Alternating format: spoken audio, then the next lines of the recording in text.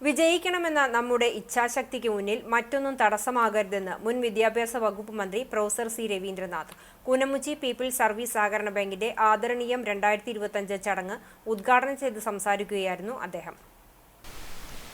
കുട്ടികളോട് പറയാനുള്ളത്, നിങ്ങളുടെ കയ്യിലുള്ള സ്മാർട്ട് ഫോണുകൾ യഥാർത്ഥത്തിൽ മനുഷ്യൻ കണ്ടുപിടിച്ച വളരെ നല്ലൊരു സൃഷ്ടിയാണ്.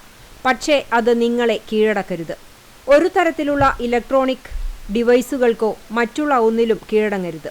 അതുപോലെ തന്നെ മറ്റൊരു അഡിക്ഷൻ ലഹരിയിലാണ്. ആ ലഹരിയാണ് മനുഷ്യന്റെ തലച്ചോറിനെ നശിപ്പിക്കുന്നത്. വളരെ പ്രധാനപ്പെട്ട ഈ ആശയം നിങ്ങൾ ഓർത്തുവെക്കണം. ഒരു മിസ്ഡ് കോൾ വരെ പ്രലോഭനമാകുന്ന ഒരു കാലഘട്ടത്തിലാണ് നാം ജീവിക്കുന്നത്. സാങ്കേതിക വിദ്യയെ കുറ്റം പറയുകയല്ല വേണ്ടത്, പകരം നമ്മുടെ സമീപനത്തെ നാം മാറ്റണം. ഒരു തരത്തിലുള്ള പ്രലോഭനത്തിലും ഞാൻ വീഴില്ലെന്ന് മനസ്സുകൊണ്ട് ദൃഢപ്രതിജ്ഞയെടുക്കണം നിങ്ങൾ ഓരോരുത്തരും. മയക്കുമരുന്നിന്റെ ലോകത്തിലേക്ക് കൂട്ടിക്കൊണ്ടുപോകാവുന്ന ഒരുപാട് പ്രലോഭനങ്ങൾ നിങ്ങൾക്ക് ചുറ്റിലുമുണ്ട് എന്നുള്ള കാര്യവും നിങ്ങൾ ഓർത്തിരിക്കണമെന്നും സി രവീന്ദ്രനാഥ് കൂട്ടിച്ചേർത്തു. അഡിക്ഷൻ ലഹരിയാണ്. ആ ലഹരിയാണ് മനുഷ്യന്റെ ബ്രെയിനെ നശിപ്പിക്കുന്നത്.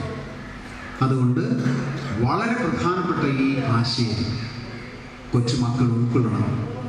പ്രലോഭനങ്ങൾക്ക് വശമതാകരുത്, പ്രലോഭനങ്ങളിൽ വീഴരുത്. ഒരു മിസ്ഡ് കോൾ വരെ പ്രലോഭനമാകുന്ന കാലഘട്ടത്തിൽ സാങ്കേതിക വിദ്യയെ കുറ്റം പറയല്ല വേണ്ടത്, നമ്മുടെ സമീപനത്തെ നമ്മൾ ശരിയാക്കുക വേണ്ടത്. കൂനമുച്ചി സെന്റ് തോമസ് UP സ്കൂളിൽ നടന്ന ചടങ്ങിൽ ബാങ്ക് പ്രസിഡന്റ് A. ജയകൃഷ്ണൻ അധ്യക്ഷനായി. Chowwannur block panchayat president Ancy Williams, Kandanassery gramapanchayat president Mini Jayan, ജില്ലാ പഞ്ചായത്ത് അംഗം AV വല്ലഭൻ, ജനപ്രതിനിധികളായ Juliet Vinu, Nivya Renish, PK Azeez, AA Krishnan, ബാങ്കിന്റെ മുൻ പ്രസിഡന്റുമാരായ PRN Nambeesan, C Ambikesan, MB Praveen, bank secretary KJ Biju, director CA Gopi എന്നിവർ സംസാരിച്ചു.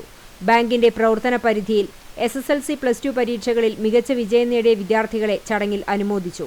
ബാങ്ക് ഡയറക്ടർമാർ, സഹകാരികൾ തുടങ്ങിയവർ ചടങ്ങിൽ സംബന്ധിച്ചു.